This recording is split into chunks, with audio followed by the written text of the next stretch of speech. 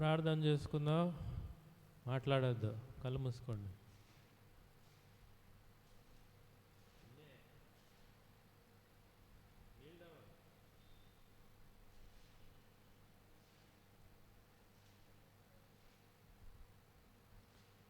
పరిశుద్ధమైన దేవ, రాజులకు రాజు, ప్రభులకు ప్రభు, వందనాలు తండ్రి. ఇంతవరకు మాకు నాయనా మీరు తోడుగున్నందుకు కూడా ఎంతో వందనాలు. ఈ యొక్క నూతన దినములో ఉపవాస ప్రార్థన కొరకై మమ్మల్ని సమకూర్చిన విధానాన్ని బట్టి కూడా ఎంతో వందనములు. నిన్నటి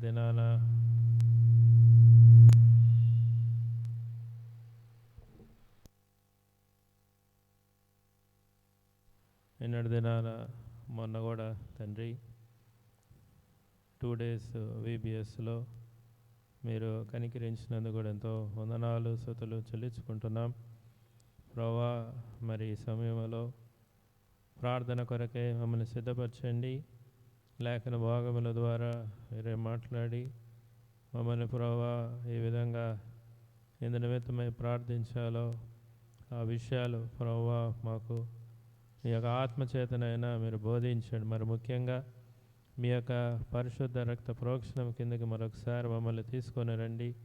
మీరే పరిశుద్ధపరుస్తూ రావాల్సిందిగా అడుగుతున్నాం. మీరే శుద్ధీకరిస్తూ రావాల్సిందిగా అడుగుతున్నాం. హృదయ తలంపుల ఆలోచన సమస్తాన్ని ప్రభువా మీరు ఆయన పరిశుద్ధపరిచి శుద్ధీకరించి ఈ యొక్క వాక్యం చేతనైన తండ్రి మీరు మాట్లాడి ప్రార్థనల ప్రభువా మమ్మల్ని నడిపిస్తూ రావాల్సిందిగా అడుగుతూ సమస్తాన్ని ముందున్న సమయాన్ని మీ హస్తాలకు అప్పచెప్పుకుంటున్నాం.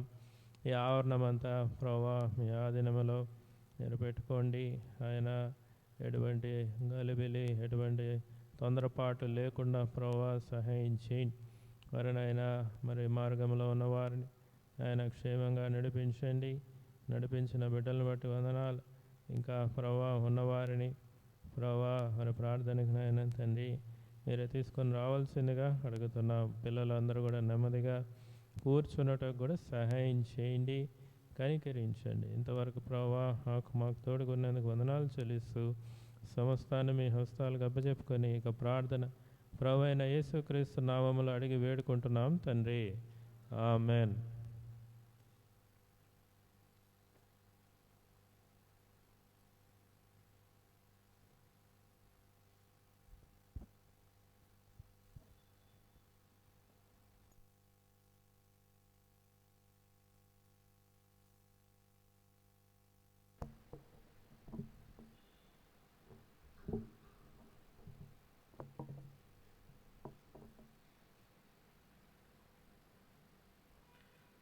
సమయాన్ని బట్టి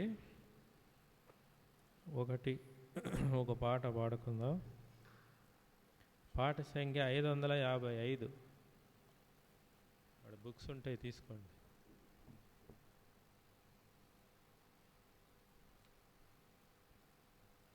పాట సంఖ్య 555. ప్రభు యేసు నా రక్షక, నొసగు కన్నులు నాకు.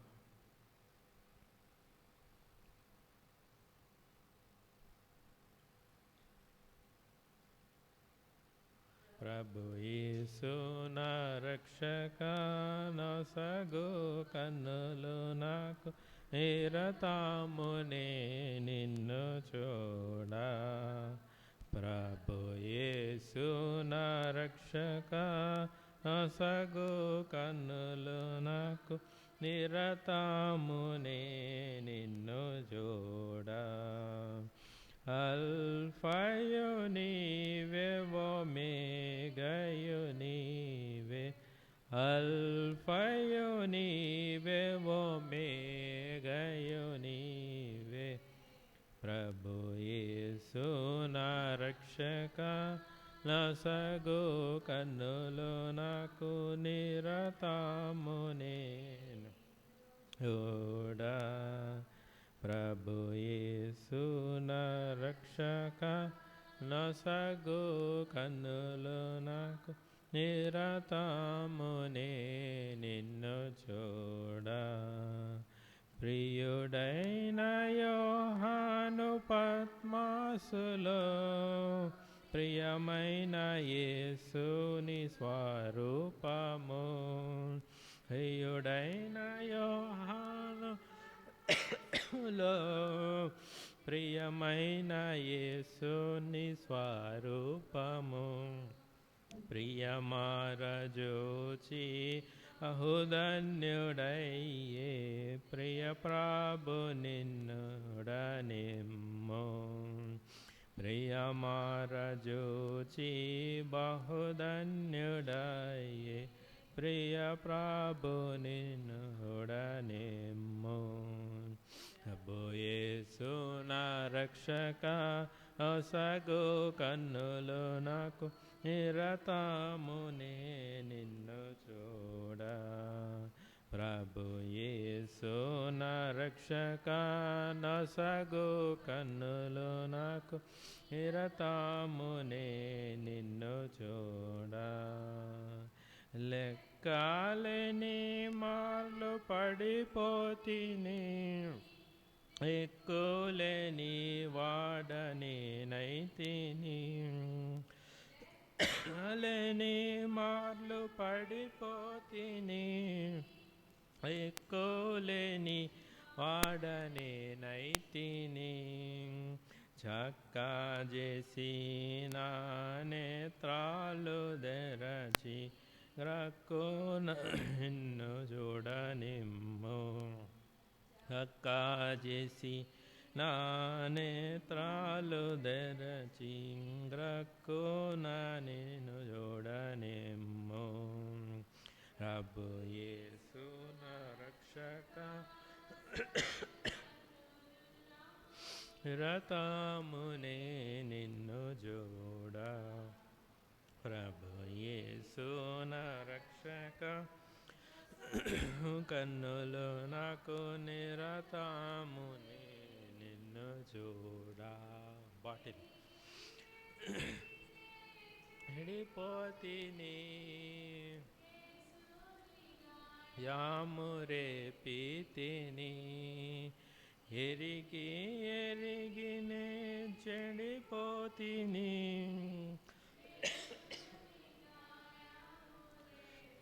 తిని మోసపోతిన్ దొలగితి, దాసుడనను చూడనిమ్ము. ఆపోతి నేను దృష్టి దొలగితి, దాసుడనను చూడనిమ్ము. ప్రభు యేసు నా రక్షక అగు కన్నులు నాకు నిరతమునే నిన్ను చూడ. ప్రభు యేసు నా రక్షక నొసగు కన్నులు నాకు నిరతమునే నిన్ను చూడ. ఎందారెసుని వైపు చూచెదరో పొందెదరు వెల్గు ముఖమున. ఎందారెసుని వైపు చూచెదరో పొందెదరు వెల్గు ముఖమున. కందియంబులేక సంతోషించుచు ముందుకు పరుగెత్తెదరు. దియంబులేక సంతోషించుచు ముందుకు పరుగెత్తెదరు. ప్రభు యేసు నా రక్షక నొసగు కన్నులు నాకు నిరతమునే నిన్ను చూడ. ప్రభు యేసు నా రక్షక నొసగు కన్నులు నాకు నిరతమునే నిన్ను చూడ. విశ్వాసకర్త ఓ యేసు ప్రభు కొనసాగించు వాడ యేసు ప్రభు. విశ్వాసకర్తవో యేసు ప్రభు, కొనసాగించువాడ యేసు ప్రభు. వినయముతో నేను నీ వైపు చూచుచు, విసుగాక పరుగెత్త నేర్పు. యాముతో నేను నీ వైపు చూచుచు, విసుగాక పరుగెత్త నేర్పు. ప్రభు యేసు నా రక్షక, నొసగు కన్నులు నాకు నిరతమునే నిన్ను చూడ.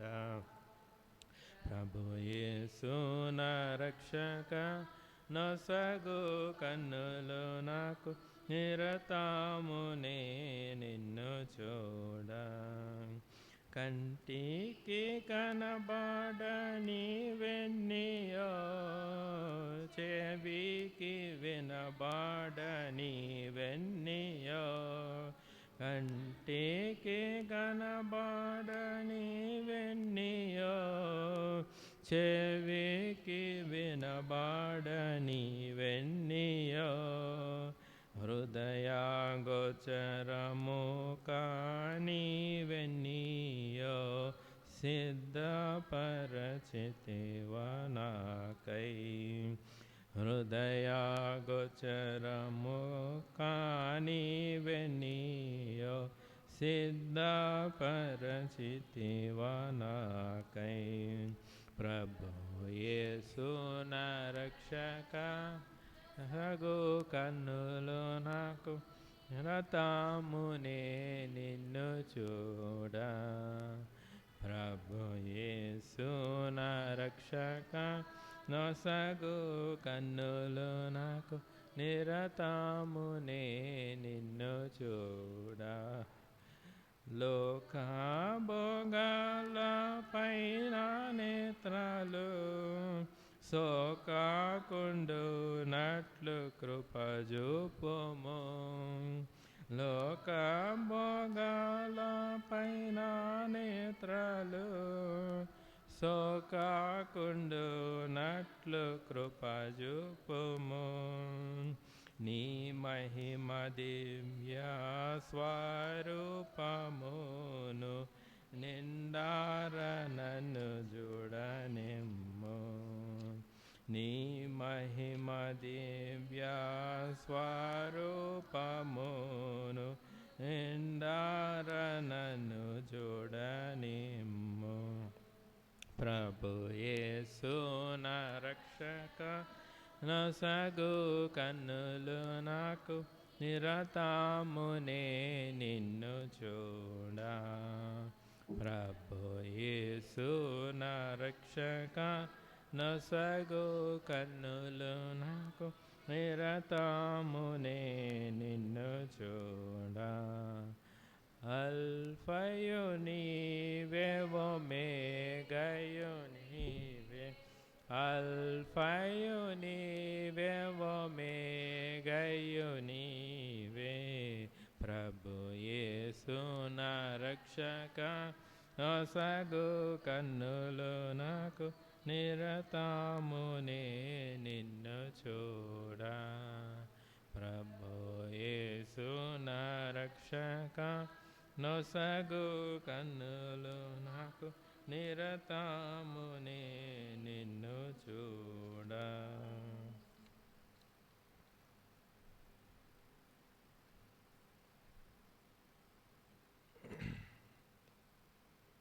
ఇంకో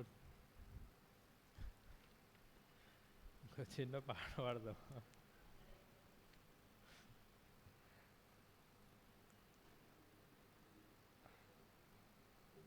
572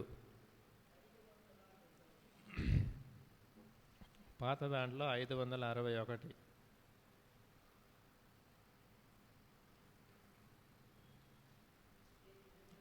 ఆత్మదీపమును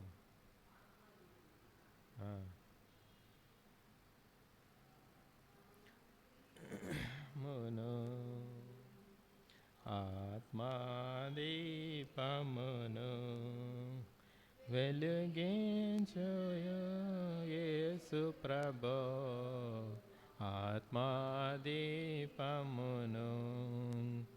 ఆత్మాదీపమును మార్గంబంతయు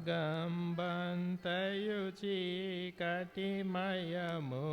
మార్గంబంతయు చీకటిమయము స్వర్గనగరికి మార్గం బెట్టులో స్వర్గనగరికి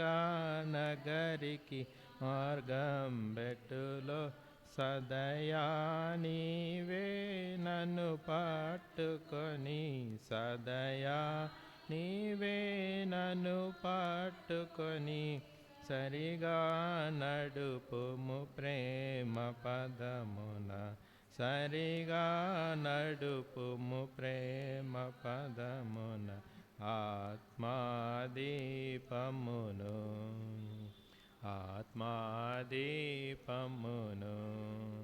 వెలిగించు యేసు ప్రభో ఆత్మాదీపమును చుమునా హృదయమునందు వసించుమునా హృదయమునందు వసించును నా నయనములందు వసించు నా నయనములందు అన్నియు నిర్వహించుచున్నావు అన్నియు నిర్వహించుచున్నావు నన్నును నిర్వహించుము ప్రభువా నన్నును నిర్వహించుము ప్రభువా ఆత్మాదీపమును ఆత్మాదీపమును వెలిగించు యేసు ప్రభో ఆత్మాదీపమును ఆత్మాదీపమును కలుషాత్ములకై ప్రాణము బెట్టి కలుషాత్ములకై ప్రాణము బెట్టి కష్టములంతరింపజేసి కష్టములంతరింపజేసి కల్వరి సిలువలో కార్చిన రక్త కల్వరి సిలువలో కార్చిన రక్త కాలువయందు కడుగుము నన్ను కాలువయందు కడుగుము నన్ను ఆత్మాదీపమును ఆత్మాదీపమును వెలిగించు యేసు ప్రభో ఆత్మాదీపమును ఆత్మాదీపమును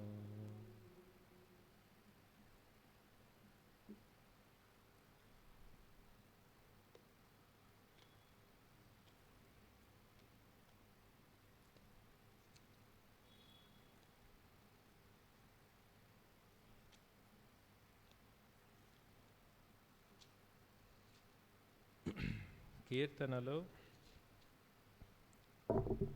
27 14వ వచనం.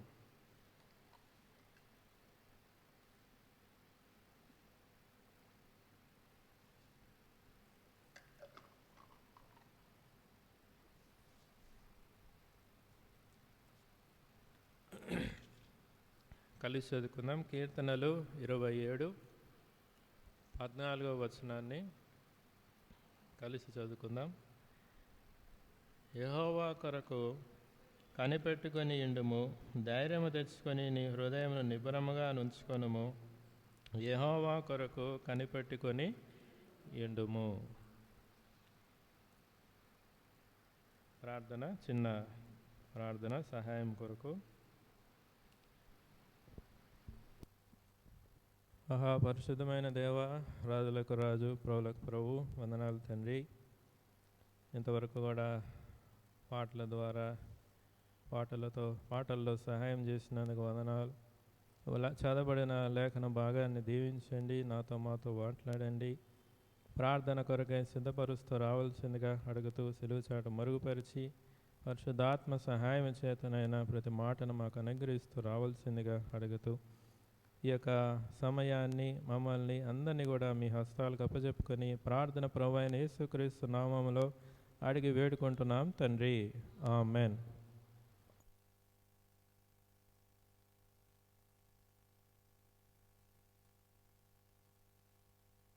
ఈ యొక్క వచనము మనందరికి కూడా ఎంతో పరిచయమైన వాక్యమే. వెయిట్ అపాన్ ద లార్డ్ అని ఇంగ్లీష్లో ఉంటుంది. యెహోవా కొరకు కనిపెట్టుకొని ఉండుము, ధైర్యము తెచ్చుకొనుము, బీ కరేజియస్ అని ఉంటుంది.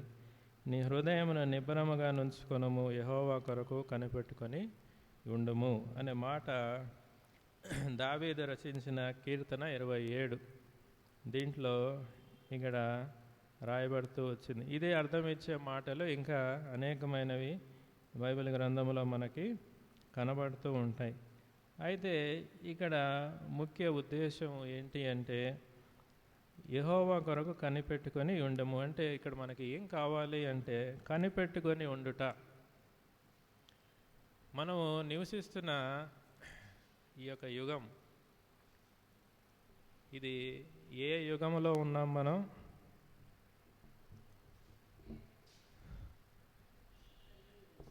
ఈ మోడర్న్ యుగంలో మనము ఏఐ, ఆర్టిఫిషియల్ ఇంటెలిజెన్స్ అనే ఈ యొక్క యుగంలో మనము ఆల్రెడీ వచ్చేసాం. ఇది నాకు తెలిసి 4th ఇండస్ట్రియల్ రెవల్యూషన్లో మనం ఆల్రెడీ కూడా ప్రవేశించేసాం. ఈ యుగంలో అన్నీ కూడా ఎక్కడ కూడా వెయిట్ చేసేది ఏమి ఉండదు.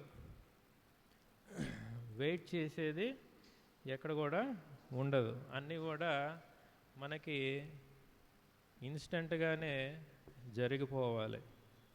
ఇప్పుడు మనము ఈ ఆర్టిఫిషియల్ యుగంలో మనం ఏం అడిగినా మనకి వెంటనే సమాధానాలు వచ్చేస్తాయి. మనకి ఏం కావాలన్నా కానీ అన్నీ కూడా వితిన్, ముందు 10 గంటలు పట్టేది ఇప్పుడు 1 గంటలోనే ఆ పని అయిపోతూ ఉంది. కాబట్టి అంటే వెయిట్ ఇంకా చేసే అవసరము లేనంతగా ఈ యొక్క యుగంలో ఈ టెక్నాలజీ అనేది డెవలప్ అయిపోయింది అన్నమాట. అన్నీ కూడా డెవలప్ అయిపోయి మాన్యువల్ లేబర్ అనేది తగ్గిపోతూ ఉంది. అన్నీ కూడా ఈ యొక్క పరికరాలని, మెషిన్ని ఉపయోగించి చేసే స్థాయికి మానవుడు వచ్చాడు. అయితే ఇక్కడ యెహోవా కొరకు కనిపెట్టుకొని ఉండుము అనే మాట మన జీవితాల్లో ఏం గుర్తు చేస్తుంది అంటే ఎంత ఆధునికమైన టెక్నాలజీ వచ్చినా, మరి ఎంత అడ్వాన్స్మెంట్ వెళ్ళినప్పటికీ ఒకటి గుర్తు చేసుకోవాలి, మానవుడు అప్రూవల్ లేకుండా అవేవి కూడా పనిచేయవు. మానవుని యొక్క ఫైనల్ అప్రూవల్ ఉండాలి. ఇప్పుడు ఏఐలో కూడా అదంతా ఇచ్చినప్పటికీ కూడా ఆ లైఫ్ సైకిల్లో ఒక మనిషి అనేవాడు దాన్ని ఏం చేయాలి, అవును ఇది కరెక్టు అని నిర్ధారించిన తర్వాతే దాన్ని ఇంప్లిమెంటేషన్లోకి వస్తుంది.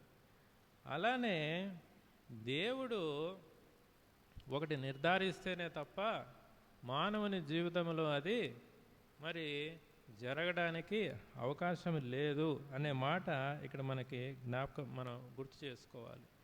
అయితే ఇక్కడ యెహోవా కొరకు కనిపెట్టుకొని ఉండము అంటే చిన్న మాట కాదు. అది ఎన్ని రోజులు కనిపెట్టుకోవాలి? 1 రోజా, 2 రోజులా, 3 రోజులా అనేది దేవుడు నీకు చెప్పడం ముందే, ఇదిగో బాబు నా కొరకు 10 రోజులు నువ్వు కనిపెట్టుకొని ఉండు అని ఆయనేమి మనకి చెప్పడు. మనం విశ్వాసముతో, ఓర్పు, సహనముతో ఆయన సమాధానం ఇచ్చేంత వరకు కూడా మనం ఏం చేయాలి? కనిపెట్టుకొని ఉండాలి అనే విషయాన్ని ఇక్కడ మాట్లాడుతున్నాడు. ఇప్పుడు మనం ప్రార్థన చేసినప్పుడు కూడా, మనం ప్రార్థించినప్పుడు కూడా ఫలానా విషయం మరి గురించి మనము అడిగినప్పుడు కావచ్చు, మన జీవితంలో ఒక కార్యాన్ని, ఒక దాని విషయమై మనము వేచి ఉండొచ్చు. అరే, నా జీవితంలో ఈ కార్యం జరిగితే ఎంతో బాగుంటుంది అనే విషయం కావచ్చు, అది ఏదైనా కావచ్చు. మనం అంటూ ఉంటాం కదా, దేవుడు చేస్తేనే తప్ప ఇది జరగదు, మరి ఎప్పుడు చేస్తాడో ఏమో, మరి ప్రార్థన చేస్తూ ఉన్నాము అనే మాట మనం పలుకుతూ ఉంటాం. దాన్ని యెహోవా కొరకు కనిపెట్టుకొని ఉండుము. అబ్రహాము జీవితంలో చూసినట్టయితే దేవుడు వాగ్దానం చేసిన తర్వాత అబ్రహాము దాదాపు 25 సంవత్సరాలు మరి వెయిట్ చేయాల్సి వచ్చింది. అయితే దేవుడు చెప్పాడా, ఇదిగో అబ్రహాము నీకు వాగ్దానం ఇస్తున్నాను, 25 సంవత్సరాల తర్వాత నీ కుమారుడు పుడతాడు అని ఆయన చెప్పలేదు. వాగ్దానం ఇచ్చాడు అంతే, వాగ్దానం ఇచ్చాడు అంతే. అబ్రహాము మరి ఆయన కొన్ని సంవత్సరాల తర్వాత ఆయన జీవితంలో మరి వారు నిరుత్సాహపడ్డారు. అబ్రహాము కూడా ఎలియాజరు, అతని సేవకుడైన ఎలియాజరుని చూసి నాకున్న ఈ విస్తారమైన ఆస్తి ఇతనికే చెందుతుందేమో అని మనసులో అనుకున్నాడు. తర్వాత అబ్రహాము భార్య అయిన సారా కూడా ఇంకెప్పుడు యెహోవా మనకి ఇస్తాడు అని చెప్పి వారు యెహోవా కొరకు కనిపెట్టుకోలేక మరి జరిగిన సంగతి అంతా కూడా మనకి తెలుసు. అంటే యెహోవా కొరకు కనిపెట్టుకొని ఉండుట, దీంట్లో మనకు కావాల్సింది ఏంటి అంటే ఓర్పు, నిరీక్షణ, ఇవి మనకి ఖచ్చితంగా ఉండాలి. ఇవి ఉన్నప్పుడే మన జీవితంలో ఏదైనా మనము సాధించగలం, మన జీవితంలో ఏదైనా కూడా మనము సాధించగలం. ఎందుకంటే ఎన్నో పరిస్థితులు చూసినప్పుడు వెయిట్ చేసినప్పుడు మాత్రమే ఆ కార్యము మరి దాన్ని చూడడానికి అవకాశం ఉంటుంది. వెయిట్ చేయలేకపోయామనుకోండి, అది ఏమైపోతుంది అంటే ఆ మధ్యలోనే మనం దాన్ని హోప్స్ వదిలేసుకొని మనం వెళ్ళిపోయామనుకోండి, దాన్ని దేని గురించి అయితే మనము ఆశపడుతున్నాం అది జరిగే అవకాశాలు తగ్గిపోతూ ఉంటాయి. ఉదాహరణకి మనం చూసినట్టయితే సాధారణమైన జీవితంలో మనము ఒక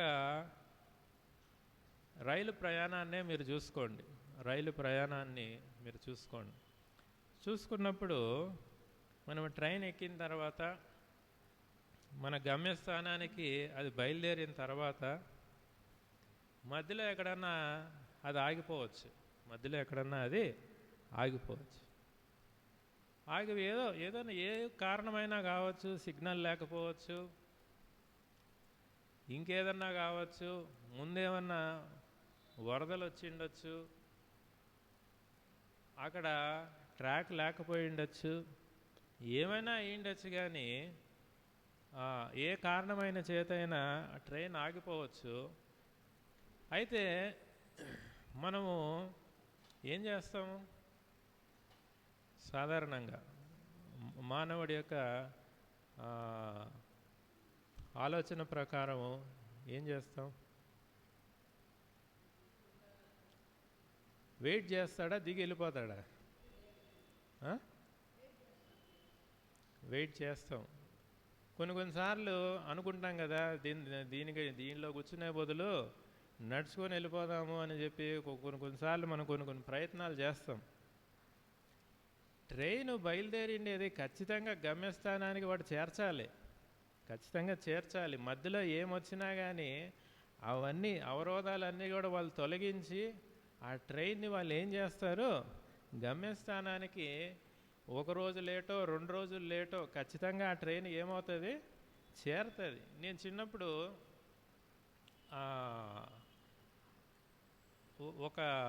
మా ఫ్రెండ్ విన్నా అనమాట.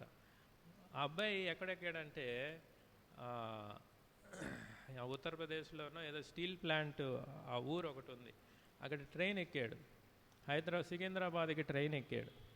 ట్రైన్ ఎక్కిన తర్వాత వరదలు వచ్చిన కారణాన ఏదో అట్లాంటి ఊరే అట్లాంటి ఊరే ఏదో ఎక్కినప్పుడు మధ్యలో ఏదో రూట్ చేంజ్ అయ్యి ఆడేం చేశాడు, ఒక రోజులో రావాల్సిండేది 3 రోజుల తర్వాత వచ్చింది. 3 రోజుల తర్వాత అంటే రూట్ మార్చాడు. రూట్ మార్చి అటు ఇటు తీసుకొని వచ్చి లాస్ట్కి సికింద్రాబాద్కి తీసుకొని వచ్చాడు. అంతేగాని ట్రైన్ అక్కడ ఆపేరు ఎవరు, ఏదన్నా కానీ బస్సు అయినా కానీ. నాకు అనేక సార్లు హైదరాబాద్ నుండి మదనపల్లికి వచ్చేటప్పుడు బస్సు బ్రేక్ డౌన్ అయింది. 100 కిలోమీటర్ల దూరంలోనే బ్రేక్ డౌన్ అయిపోయింది. వాళ్ళు ఏదో గేరు చెడిపోయింది. హైదరాబాద్ నుండి 100 కిలోమీటర్లే, అంత ఎక్కువ దూరం కూడా రాలేదు. వాళ్ళేమో రిపేర్ చేసుకుంటా ఉన్నారు రాత్రంతా. ఇక నిద్రలో ఉన్న వాళ్ళు నిద్రపోతానే ఉన్నారు. నిద్రపోయి అందరూ ఏమనుకున్నారు, బస్సు పోతా ఉందనుకుంటా ఉన్నారు. నిద్రపోతున్నారు అందరూ. 2 అవుతా ఉంది. అప్పుడు చిన్నగా ఒక్కొక్కటి లేచి ఎక్కడున్నాము అంటే బస్సు పక్కన ఆగుంది, బస్సు పోవటంలా. ఏంది అప్పటి వరకు నిద్ర మత్తు వాళ్ళకి ఆ మత్తులో ఉన్నారు. తర్వాత చూస్తే ఆ డ్రైవరు క్లీనరు ఏం చేస్తున్నారు, శత ప్రయత్నాలు చేస్తూ ఉన్నారు. ఆ గేర్ను పట్టుకొని లోపల ఇప్పి ఒక మెకానిక్ని వాళ్ళు దగ్గరున్న ఊరు నుంచి పట్టుకొచ్చి ప్రయత్నిస్తూ ఉన్నారు, చేస్తూ ఉన్నారు. చేసిన తర్వాత అందరూ కాముగా ఉన్నారు. కానీ ఒక 2-3 మాత్రం వాళ్ళు అరుస్తూ ఉన్నారు. వాళ్ళు ఇంతసేపా అని. వాడు ఏం చేస్తాడు, అది రిపేర్ వస్తే ఇంతసేపా అంటే వాడు రిపేర్ అయ్యేంత వరకు ఏం చేయాలి, మనం వెయిట్ చేయాలి. లేదు ఇది రిపేర్ అవుతా ఉంది అని చెప్పి దిగి వెళ్ళిపోతే వేరే బస్సు దొరకదా మనకు తెలియదు. లాస్ట్కి చూస్తే ఇదే ముందు వస్తుంది. నువ్వు వేరేది ఎక్కి అవి చేసి ఇవి చేసి వచ్చే లోపల ఇదే వస్తుంది. అందరూ కూడా కామ్గా ఉన్నారు. వాళ్ళిద్దరు మాత్రం అరుస్తూ ఉన్నారు. అందరూ కామ్గా ఉన్నారు. అందరికీ తెలుసు 3 గంటలు అవుతా ఉంది, హైదరాబాద్ దాటి 100 కిలోమీటర్లు అయింది. ఇప్పుడు వెనకాల నుంచి ఏ బస్సు కూడా రాదు, అన్నీ వెళ్ళిపోయి ఉంటాయి. నీకు ఎక్కడానికి కూడా ఏం ఉండదు. ఏం చేయాలి ఇంక వాళ్ళు, అది రిపేర్ అయ్యేంత వరకు ఏం చేయాలి, వెయిట్ చేయాలి అంతే. ఓర్పు సహనం ఉండాలి. 3 గంటలకి అది రిపేర్ అయింది. బయలుదేరాడు. అనంతపురం ఎక్కడో ఆపాడు. 5 గంటలకి ఆపాడు. అక్కడ అందరూ బ్రష్లు అవి చేసుకున్నారు. 11 కంతా మదనపల్లికి చేర్చేసాడు. 8కి రావాల్సిండేది 11కి వచ్చింది అంతే. గమ్యస్థానానికి చేరింది. కాబట్టి ఇక్కడ దేవుడు మనకి చెప్పినప్పుడు కీర్తనలు 27:14 యెహోవా కొరకు కనిపెట్టుకొని యుండుము. ఆయన చేసేంతవరకు మనం ఏం చేయాలి, కనిపెట్టుకొని ఉండాలి. ఆ బస్సులో మరి ఎవరు దిగి వెళ్ళిపోలేదా, కనిపెట్టుకొని ఉన్నారు. ఎందుకంటే డబ్బులు కట్టారు కదా, మళ్ళీ ఎందుకు డబ్బులు కట్టాలి, కనిపెట్టుకొని ఉండి అది రిపేర్ అయ్యేంత వరకు ఆగి గమ్యస్థానానికి వాళ్ళు చేర్చబడ్డారు. కాబట్టి మన జీవితంలో కూడా మనం ఏ విషయంలో అయినప్పటికీ యెహోవా కొరకు మనం ఏం చేయాలి, కనిపెట్టుకొని ఉండాలి. దానియేలు జీవితంలో మనం చూసినట్టయితే దానియేలు 10వ అధ్యాయంలో మనకు కనపడుతుంది. దానియేలు 10వ అధ్యాయంలో పాపం ఆయన అన్నపానములన్నీ మానేసుకొని ఉపవాసముతో ప్రార్థన చేస్తుంది. ఆయన కలిగిన దర్శనాన్ని బట్టి ఆయన మరి ఏమీ కూడా అన్నపానములు స్నానము ఏమీ చేయకుండా ఆయన ఏం చేస్తున్నాడు, ప్రార్థన చేస్తున్నాడు. అయితే ఆయనకి జవాబు 3 వారాల తర్వాత ఒక దేవదూత ద్వారా ఆయనకి మరి అందజేయబడింది. రండి దానియేలు గ్రంథం 10వ అధ్యాయము. దానియేలు 10వ అధ్యాయము.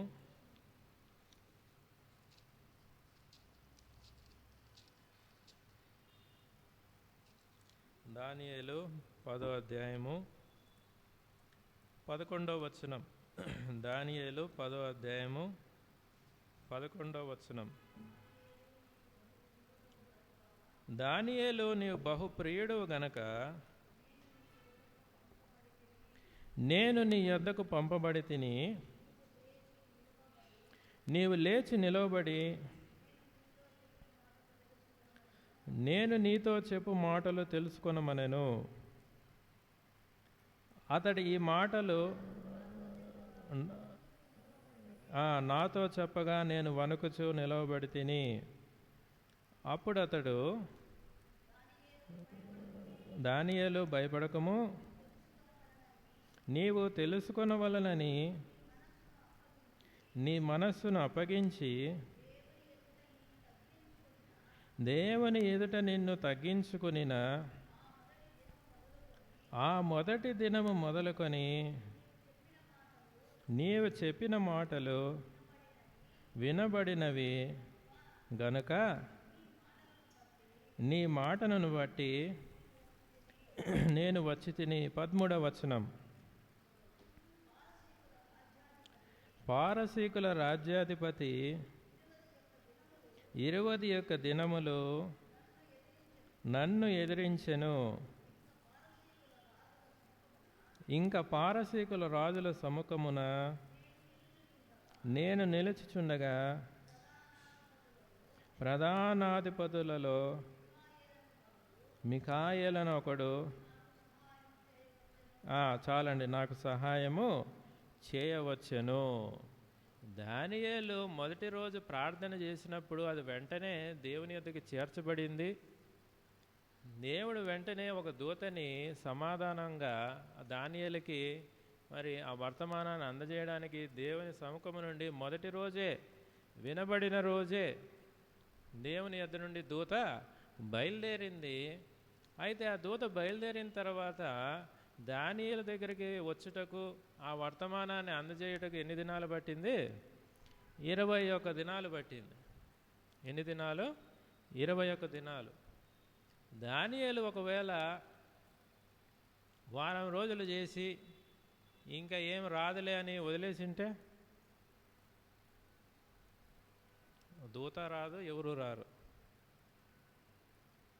20 రోజులు చేసి, పోని వారం రోజులు, 10 రోజులు, 20 రోజులు చేసి ఇంకా రాదులే అని ఆయన వదిలేసి ఉంటే, ఒకవేళ ఆ దూత దానియేలు దగ్గరికి వచ్చిండేది కాదేమో. అయితే ఇక్కడ మనకి ఏం కనపడతా ఉందంటే, దానియేలు ఇంకా ప్రార్థనలో ఉన్నప్పుడే 21 దినాలు ఆయన మరి కనిపెట్టుకుంటూ ప్రార్థిస్తున్నప్పుడు ఆఖరికి మరి ఆ దూత శక్తి సరిపోక ప్రధాన దూత అయిన మిఖాయేలు సహాయం తీసుకొని ఆ యొక్క అంధకార శక్తుల ప్రభావము ఆ పారసీకపు దేశపు ఆ యొక్క అధిపతిని ఎదిరించి దానియేలుకి ఆ దర్శనం యొక్క భావము తెలియజేయటకై ఆయన దగ్గరికి దూత మరి పంపబడింది. చూసారా, మన జీవితంలో కూడా యెహోవా కొరకు కనిపెట్టుకొని యుండి ధైర్యం తెచ్చుకునుడి అని ఈ వాక్యం మనం తెలిసినప్పటికీ మనం అనేక సార్లు కనిపెట్టుకొనుటకు, ఓర్పు సహనము తెచ్చుకొనుటకు మనకి ఓపిక లేక మనంతగా మనం ఏదో మనంతగా మన రీతిలో పని జరిగించాలి అని మనం వెళ్ళిపోయినప్పుడు మనం ఖచ్చితంగా నష్టపోతాం. దేవుని కొరకు కనిపెట్టుకొని దేవుడు పని చేసేంతవరకు, దేవుడు మన పక్షాన కదిలేంతవరకు మనం కనిపెట్టుకున్నట్లయితే అది ఎలాగా ఉంటుంది అంటే, యెషయా గ్రంథం 40వ అధ్యాయము, యెషయా గ్రంథం 40వ అధ్యాయము 31వ వచనం. యెషయా గ్రంథం 40వ అధ్యాయము 31వ వచనం. దయచేసి అందరూ కూడా కలిసి చదువుకుందాం. యెషయా గ్రంథం. యెహోవా కొరకు ఎదురు చూచువారు నూతన బలము పొందుదురు, వారు పక్షిరాజు వలె రెక్కలు చాపి పైకి ఎగురుదురు, అలయక పరిగెత్తుదురు, సొమ్మసిల్లక నడిచిపోవుదురు. యెహోవా కొరకు ఎదురు చూచువారు వారి జీవితంలో ఇటువంటి కార్యం జరుగుతుంది. యెహోవా కొరకు ఎదురు చూచు వారి జీవితంలో ఇటువంటి కార్యము జరుగుతుంది. ఒకవేళ యెహోవా కొరకు ఎదురు చూడలేక సొంత నిర్ణయం తీసుకున్నప్పుడు అబ్రహాము జీవితంలో జరిగిన సంగతి జరిగినట్టు జరుగుతుంది. అబ్రహాము జీవితంలో ఏం జరిగింది? అబ్రహాము సారా వారు యెహోవా కొరకు కనిపెట్టుకోలేక, విశ్వాసులే వాళ్ళు, విశ్వాసులకి ఆయన తండ్రి, ఆయన కూడా కనిపెట్టుకోలేక సారా చెప్పినట్టు హాగర్ని వివాహం చేసుకున్నాడు. తర్వాత ఆయనకి ఏం తీసుకొచ్చింది? అది సంతోషం కాదు, దుఃఖాన్ని ఆయనకి తీసుకొని వచ్చింది. హాగరు మరి తన కుమారుడు, వారిద్దరు కూడా వెలగొట్టబడ్డారు. వారు ఇప్పుడు ఆ యొక్క మిడిల్ ఈస్ట్ కంట్రీస్లో వాళ్ళంతా కూడా ఉన్నారు. అబ్రహాంకి సంతోషం ఉందా? లేదు, ఆయనకి దుఃఖమే ఆయనకి మరి మిగిలింది. యెహోవా కొరకు కనిపెట్టుకునుట వలన యెషయా గ్రంథములో 40:31 చూసినట్టు వారు ఏం పొందుకుంటారంట? నూతన బలము పొందుదురు, వారు పక్షిరాజు వలె రెక్కలు చాపి పైకి ఎగురుదురు. పక్షిరాజు అంటే గద్ద. పక్షిరాజు గద్ద ఎక్కడ ఎగురుతుంది? అది ఇళ్ళల మధ్యలో ఏడన్నా మనకు కనపడుతుందా? ఈ పక్కన మనకి ఏడన్నా ఎక్కడ కనపడదు అది. అది మరి ఆ యొక్క ఉన్నతమైన పర్వతాలపైన ఆకాశంలో ఎక్కడో తిరుగుతూ ఉంటుంది అది. మాకు ఇప్పటి వరకు కూడా చిన్నప్పుడు స్కూల్లో లంచ్ బ్రేక్ అప్పుడు 1 అవర్ ఇస్తారు కదా. ఈ లంచ్ మేము 10 నిమిషాల్లో తినేసి ఇంకా మిగతా 50 నిమిషాలు ఆడుకునేదన్నమాట. అక్కడ మా స్కూలు ఊరు బయట ఉండేదన్నమాట. ఊరు బయట అక్కడ ఏమి చుట్టూ కూడా ఇల్లులు ఏమి ఉండేటివి కాదు. ఆడ మధ్యాహ్నం పూట ఏంటంటే ఆకాశంలో తిరుగుతూ ఉంటాయి ఇవి తిరుగుతూ ఉంటాయి. మేమేమనుకునే వాళ్ళం అంటే అవి నల్లగానే ఉంటాయి, కాకులు కూడా నల్లగానే ఉంటాయి. ఇవి కాకిలా అర్థమయ్యేది కాదు, గద్దలా అర్థమయ్యేది కాదు. అవి తిరుగుతూ ఉండే. కొంచెం సేపు చూసిన తర్వాత మాకు అర్థమయ్యేది, అరే ఇవి ఇక్కడిక్కడ తిరగటం లేదు, ఎక్కడో తిరుగుతున్నాయి పైన, అవి ఎంతో హైట్లో ఉన్నాయి. అప్పుడు మాకు అర్థమయ్యేది ఇది కాకి కాదు, ఇది గద్ద, పైన ఎక్కడో తిరుగుతూ ఉన్నాయి అవి. కాబట్టి పక్షిరాజు ఇళ్ళల మధ్యలో మనకి ఏడ కనపడ్డు, ఇళ్ళల పైన వాళ్డము ఇట్లా మనకు కనపడ్డు. ఎక్కడో కొండ సందుల్లోనో, ఆ కొండల పైనో, లోయల్లోనో, అక్కడ నుండి కిందకి ఆ పక్షిరాజు చూసి కింద ఆహారము కనబడినప్పుడు అక్కడి నుండి వచ్చి తీసుకొని వెళ్ళిపోతుంది. పక్షిరాజు ఏంది ఇంత కాకిలాగా ఇంత చిన్నది కాదు, అది రెక్కలు ఇట్లా జాపిందంటే 10 ఫీట్ 10 అడుగుల పైన దాని హైట్ వస్తుంది. కాబట్టి పక్షిరాజు ఎప్పుడన్నా కానీ ఈ కాకిల వలె పావురాల వలె రెక్కలు ఆడించడం మనం చూసామా? ఒకసారి ఎగరుతుంది, రెక్కలు జాపుతుంది, అదే ఏమైపోతుంది, ఆ గాలి యొక్క కరెంటు ఆధారంగా అది పైకి వెళ్ళిపోతుంది. కాబట్టి దేవుని కొరకు ఎదురు చూసిన వారికి దేవుడు అనుమతించేంత వరకు, ఆయన ఇచ్చేంత వరకు వెయిట్ చేసిన వారి జీవితం ఎలాగుంటుందంటే పక్షిరాజు ఎగిరినట్టు ఎగరతారు, నూతన బలం పొందుకుంటారు, అలయక పరిగెత్తెదరు, సొమసిలక నడిచిపోవుదురు అనే మాట ఇక్కడ మనకి కనబడుతుంది. పాత నిబంధన గ్రంథంలో మనకి ఇజ్రాయేల్ ప్రజల యొక్క జీవితంలో వారు ఎన్నో తప్పులు చేశారు. 2-3 రోజుల్లో పోవాల్సిన వారు 40 సంవత్సరాలు తిరిగారు. దేవుడు ఎన్నో పాఠాలు నేర్పించాడు. నేర్పించే క్రమంలో వారికి ఒక పాఠాన్ని నేర్పించాడు. నిర్గమకాండం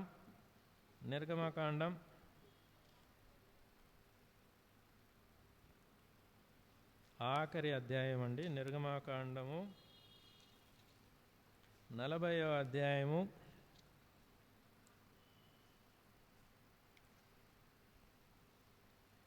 నిర్గమకాండము 40వ అధ్యాయము ఎక్కడ నుండి అంటే 36 నుండి మనం చదివితే మనకు అర్థమవుతుంది.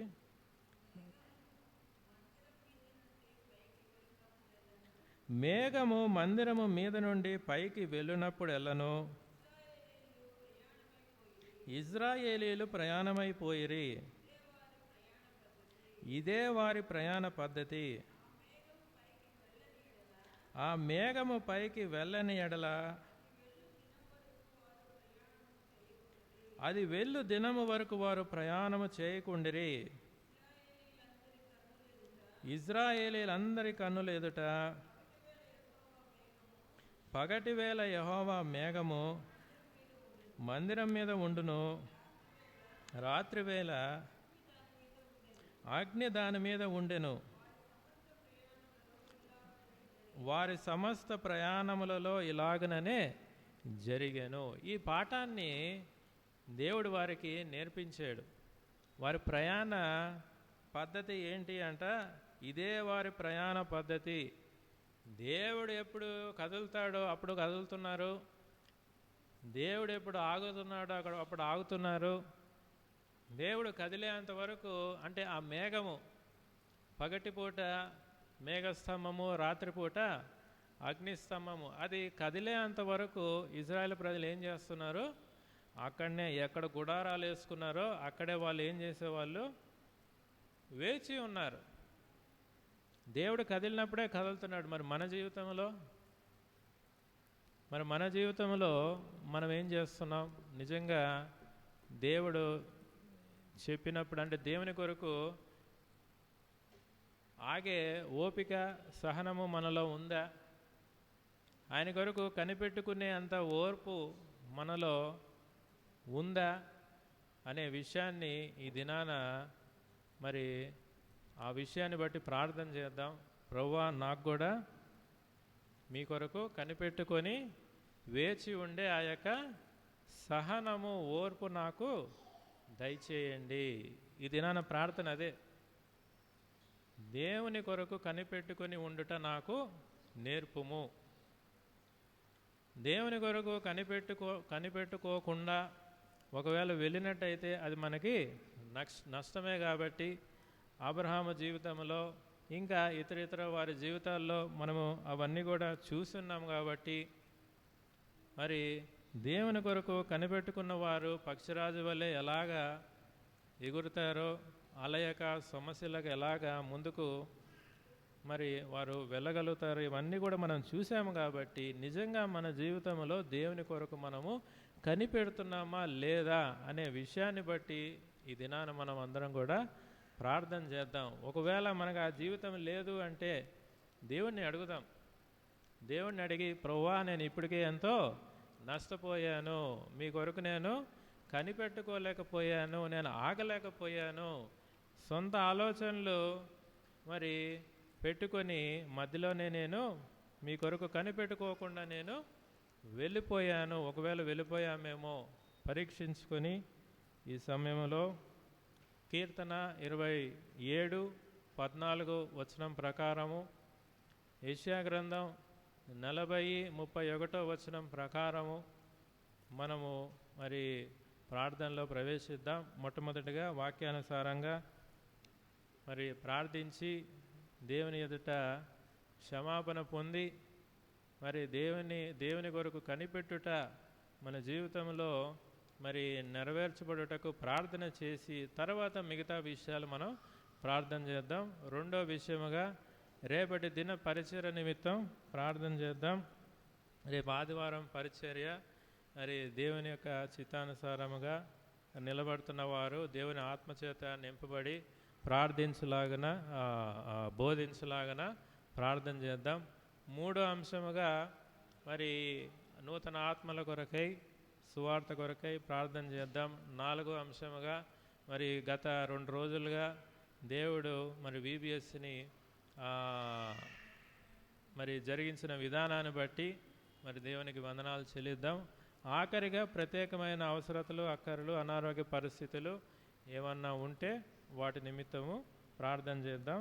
మనము ప్రారంభించడమే లేటుగా ప్రారంభించాం కాబట్టి ఆ సమయాన్ని బట్టి ప్రార్థన చేయండి. సమయాన్ని సద్వినియోగం చేసుకోండి, స్టార్ట్ చేయండి.